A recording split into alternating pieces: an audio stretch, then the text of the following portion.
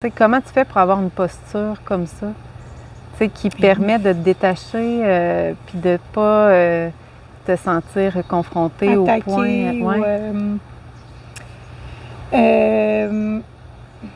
ben je pense en fait que c'est de faire de son mieux.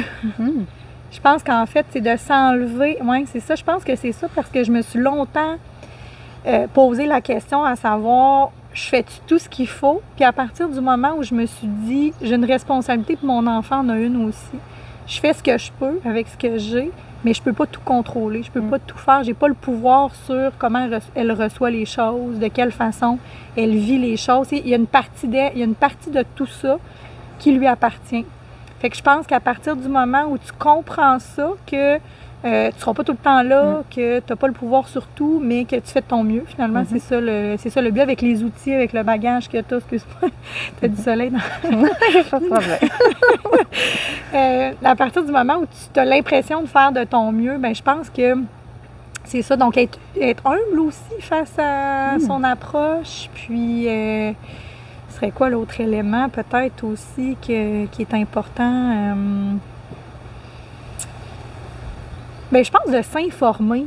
Puis, il y a un neuropsy qui disait que on n'est pas assez préparé à cette période-là charnière. Puis, je pense que comme parents, on devrait tous minimalement s'informer sur c'est quoi l'adolescence. Tu sais, tu posais la question tantôt, là, qu'est-ce que tu as appris sur l'adolescence, qu'est-ce que tu connais?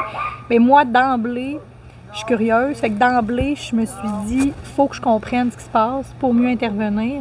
Fait que je pense que comme parents, on a peut-être un devoir ou une responsabilité à ce niveau-là d'essayer de se mettre dans la perspective de notre enfant, comprendre son monde intérieur, au-delà de lui, d'être à l'écoute, de valider les besoins. Je pense qu'on a aussi peut-être un devoir sur, peut-être aller chercher de l'information aussi pour peut-être aussi éviter de porter des hypothèses aussi sur certains éléments ou du moins des fois de penser que c'est pas normal ou de normaliser même peut-être des fois certaines situations. Moi, en tout cas, ça m'a aidé à mieux comprendre puis à peut-être me déculpabiliser de certains éléments aussi finalement qui m'appartenaient pas nécessairement, mais qui appartenaient à une phase normale du développement identitaire.